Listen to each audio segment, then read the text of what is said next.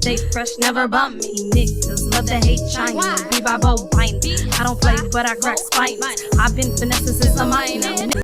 Woo! What's up, Bachelor Nation squad? It is your girl, your favorite recapper, capping on your ears. Welcome to China. And we're about to get into some tea today. Y'all, I got my glasses on, so excuse the glare. The ring light got your girl beaming though, so what's up?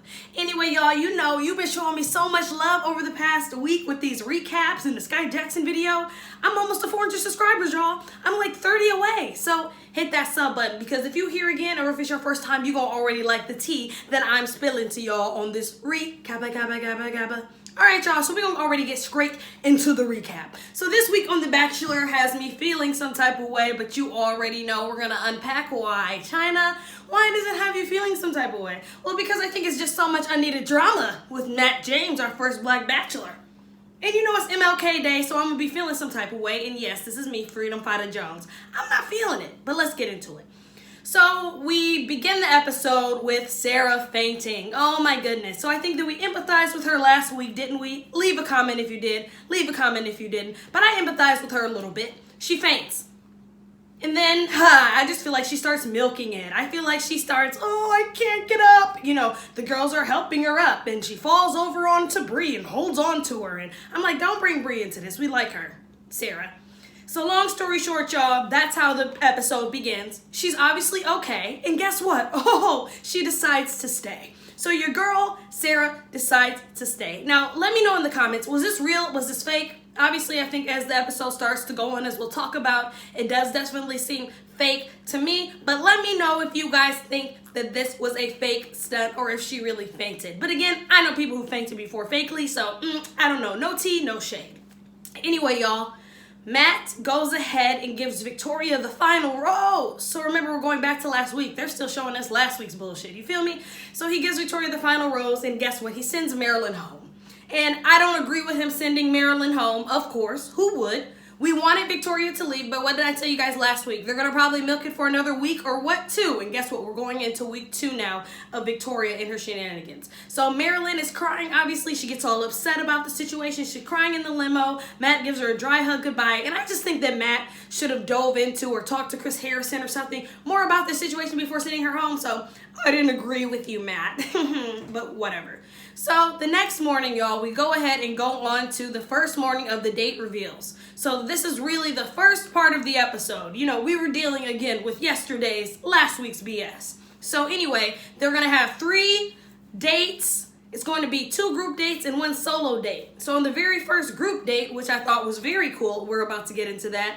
It was Rachel, Bree, Lauren, Kit, Serena, Victoria, Kayla, and Kylie, Anna, Katie. Now, I put this in my notes, y'all. If it's wrong, excuse me. It's a lot of hoes in that house. Hoes in that house. Anyway, so they go ahead and they open up with one girl from another Bachelor season who I didn't recognize. I don't know who she is. They open up with her giving a monologue. So all the girls are like, oh my God, what kind of date is this? So I'm like, are they doing spoken word? Are they like, you know, going to do some monologues? You know, my little actors coming out. I'm like, what are they doing? And then she started talking about rubbing on a man's buttocks, and it's like sensual. It's stories. It's stories about sex. It's intercourse stories. It's those freaky stories. So the ladies comes in and they're like, ooh, what is a sensual story? And they're laughing and being all bashful. And then the woman goes on to say, this story is by Chris Harrison. Oh my God, you telling me Chris Harrison, you know, the guy who been here for 20 years hosting the show, he write freaky stories? I knew it had to be something to him.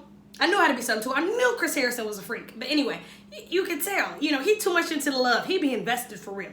Anyway, so the house comes and their girls are like sitting there and they're like chatting up and they say, okay, now Matt, go ahead and tell yours, Matt.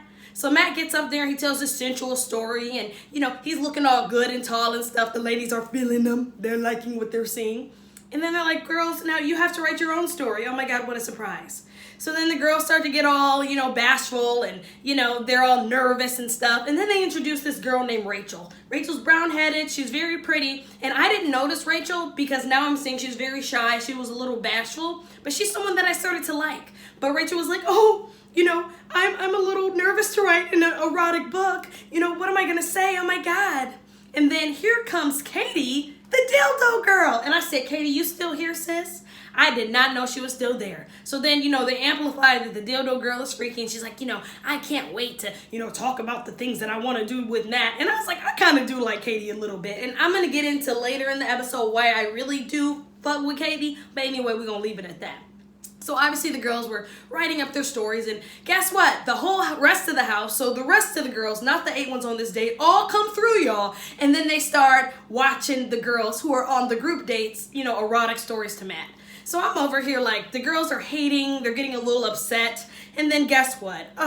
Your girl Sarah comes here and she starts, I just feel a little bit uncomfortable about, seeing Matt and these girls telling these stories and all this. So it just is like already, at this point, it's like, right now Sarah's probably irritating us about like a 3 or a 4, about a 3.5. So this episode, you're bringing us up to a 4 now on our irritation scale. So just keep that in mind.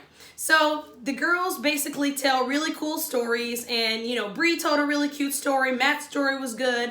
I think ultimately Rachel had the best story. She was the shining star. Again, if you go back like a minute ago, I said she was the one that was really shy and nervous. Of course, they're gonna amplify that. The innocent girl. So they went ahead and gave her some shine. So I liked it, and I liked the story. So I thought that was cute, and she actually stuck out to me.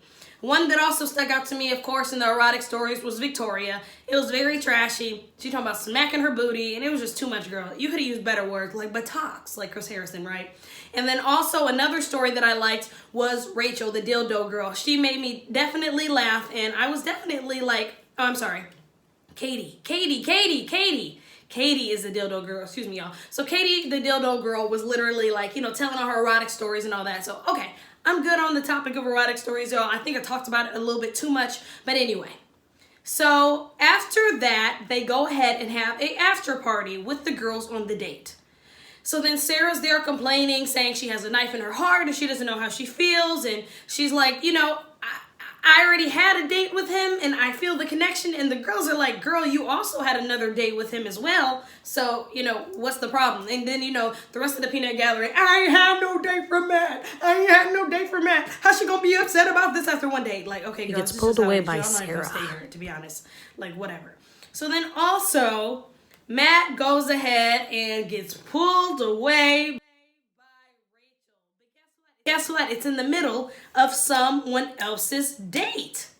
It's in the middle of Katie's date.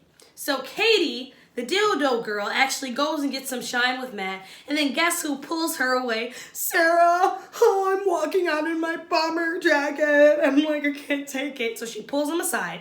She's like, I need to talk about this. It's bothering me. Matt James likes her. Like, don't get me twisted. Matt James definitely likes Sarah. And again, he has the wool over his eyes just like Victoria. Once again, Matt James, you're definitely getting manipulated, sir. But anyway, so pulls her away. They start talking. They start kissing. You hear, and it's just her complaining.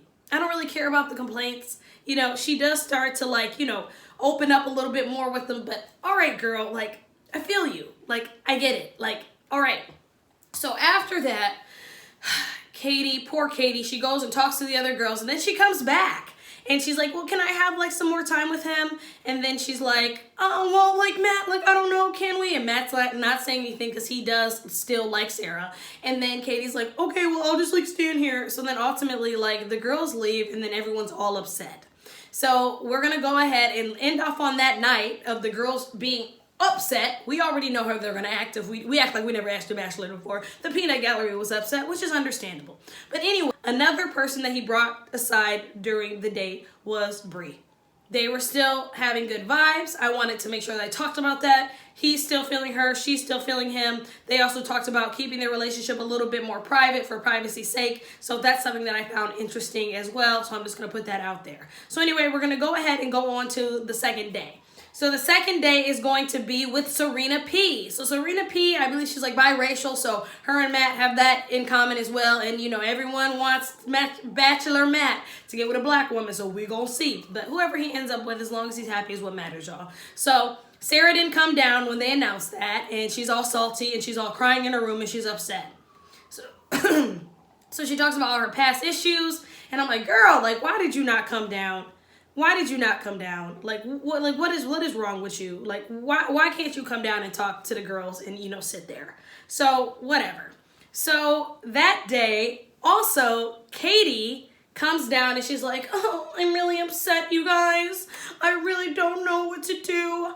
You know, I feel like Matt would have liked me and my dildo much more if, you know, we had more time and she didn't interrupt. So, you know, they're like venting about it. And, you know, I do feel like these girls were taking Matt's kindness for weakness. They definitely are manipulating him. So anyway, we're going to go ahead and get into when Matt comes down to pick up Serena P on the date. So later in the day, earlier in the morning, whatever, Matt comes down to pick up Serena P for the date. And guess what? His mind is on who? Sarah. Because Sarah is not there. And they're all looking around. He notices Sarah's not there. So he goes up to Sarah's room and she cries in his arms. And he comes and lays on top of her and they talk. She pulls him aside and then kicks him out of the room. And then while they're talking, all the girls are upset. And I think that was so rude to Serena P. She's so sweet. You know, she's asking the girls, should I go, like, you know, interrupt? And the girls weren't really saying anything to her. So ultimately he comes. They go on a date. So Serena P and Matt's date. Let's talk about that. I like Serena P. I think she's very sweet. I think she has a very soft soul. I think that's somebody that he can definitely connect with, but we will see. So they went ahead and went horseback riding. After the horseback riding, you know, they're catching vibes. They go ahead and sit down and they have like charcuterie boards and she shows them how to put brie on crackers with jam, which is my favorite. And she also says that her dad didn't want her to go on the show. And I understand that. You know, parents, especially dads, are not going to be gung-ho about it, so what's surprising? And then what else is surprising? Matt James brings up his dad. So Matt James goes ahead and brings up his dad as well. And I'm just like, okay, Matt James, we get it. He talks about growing old with his mother and all that. And I'm like, okay, Matt James, I understand. So that was that. Now they go on a dinner date, and then it ends up with a hot tub scene, and it was very spicy. It was very nice. So we'll see where you go, Miss Serena P. So next, y'all, Sarah comes down during the last date reveal to say sorry to the girls. So she wanted to, like, you know, say, I'm sorry, like, I was feeling insecure. I had to, like, do this to, like, you know, get, you know, extra confirmation for Matt, and the girls were not having it. All the peanut gallery and all the girls Matt James isn't like were here complaining and crying, and it was all types of madness, y'all. So anyway, next thing happens, Victoria starts mouthing off. Victoria's like, you know, what are you even saying? Why is she even talking right now? And I'm like, girl, like, y'all was just trying to, like, console her the other day, but whatever. So, you know, they said that it was basically some bad girls clubs crap. Oh, the chicken is done. So the girls are threatening her, saying it will be a horrible living situation if she stays, all this. So she's like, I just wanted to, you know, see if Matt could console me, you know, if I couldn't go home. And the girls were like, BS, BS, BS, whatever. So ultimately, the girls go and talk. And the girls who go and talk first and go and console her is Miss Katie Dildo Girl. I wish I could stop calling her that, but whatever. So she goes and talks to her, and the girls start to open up with each other. And something interesting that comes up that now Sarah wants to bring up to us. And I don't want you guys to think I'm not empathetic. I very much so am empathetic, but I didn't like that this was the first time we heard about this. She didn't bring it up to Matt really that much, you know, and, you know, it was just something that she made a bigger deal. So what she said to Katie was this. She said, my dad is struggling with a terminal illness, which means if you don't know what a terminal illness is he's going to pass away very soon. She said it could be months or weeks. She should not have gone. If she's this close to her father and he's had a terminal illness, then girl, you need to be with your family.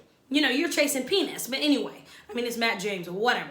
So she ends up like telling her that, and Katie's like, you know, in 2012, my father passed away as well. So they connect, the girls bond. It was very heartfelt, but she tells her, I think I'm going to go home. So Sarah's finally making the decision to go home.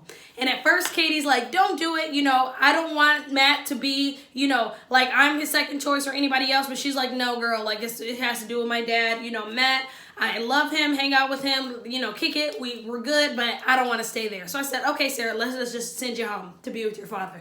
Okay, girl. So Sarah gets ready to go home and tell Matt bye. And then Katie comes and drops the news to the girls. And then she just says, I want you guys to keep it classy. And I liked Katie in this moment because Katie knew that her father was struggling with the terminal illness, but she didn't come in there like, her dad's about to die. You know, these things are going on. She came there with class and she left it at that. So I like Katie, and Katie's starting to become someone that I like, and I hope Matt, you know, notices her. So Sarah goes and tells Matt, and he's super heartbroken. Everyone's super, super upset. And, you know, she's like, oh, I don't know what I'm going to do, Matt, without you, you know, but I got to go. I prayed about it. You know, I asked the Lord and da-da-da-da. He's like, well, you know, I'm going to pray for you and your family. You know, they got all emotional about it. And he understood, but he had to send her home. And during that time, the girls were still talking and chatting, you know, about it. It was a lot of crying. He said he's going to think of her and, you know, all right. So that was that. The whole episode basically was just around Sarah leaving, and we didn't even get a rose ceremony, right? So that's great. So my feelings about this is this. I think Sarah waited too long to deal with her feelings. I think it's okay that she said this, but she's telling us now that all of these feelings are coming out all at once. Her dad, Matt, she's not ready. Girl, you got to go to therapy. You had to get this together before you came here. You are wasting your time with your family, which I think is really messed up. To be honest, to be blunt, and also you're wasting everybody else's time. So it's hard for us to empathize with you and your situation and your poor father because you're just making it about you. Also, if you guys did not know this, yes, Miss Sarah got caught out leaving a club some months ago. I don't even know how long ago with G-Eazy. I'm going to put a pic, G-Eazy. So, you know, she's been out and about, y'all. I'm just saying. So she's one of the girls. Also, I 100% empathize with her, but I think that it just lasted a little too long for me. I feel like we're spending too much time on drama this episode and this season. Now, each year we have our villains. You know, don't get me wrong. But this year, it's just a lot of drama based upon an already controversial season of Matt James being our first Black Bachelor. So I just think it's taken away from those things. But I think it will change, but also it's just a little agitating for me. Also, we're bringing 5 more girls next week. 5 more girls? Is this Love Island? I'm sorry. Am I on the wrong channel? Am I on CBS? Because what are y'all doing, ABC? You're bringing more hussies into this house for these hoes to fight. I'm just irritated with it. What is this doing? And also, mark my words. Matt James, because I watch Love Island, when they bring new people, it always messes it up. All the girls are going to start fighting. The girls who never fought, the girls who love to fight. The girls are going to be fighting, mark my word. And also, Matt's going to like, I think, at least 3 of the new girls. Let's see. Mark my words. I think Matt's going to like the new girls. Ultimately, again, like last week, y'all, this episode was good. You know, my favorites I didn't really see much of. You know, I like Bree. You know, I like Lauren. I really like Katie now. I do like Serena. She's coming on the forefront. But Sarah, she really threw us off this week. So, thanks, but no thanks, Sarah. That's ultimately what I'm going to say. I'm happy you're dealing with your family, but get the hell out of here. All right, y'all. So it's your girl, Chyna. I'm on my road to 400 subscribers, so hit that subscribe button. Hit that notification bell, y'all, because I want to know what you guys think about this episode. Leave a comment below. And let me know who you want to go home and how you feel about Miss Sarah, honey. And I will see you guys next week for some more Bachelor recapping. Bye.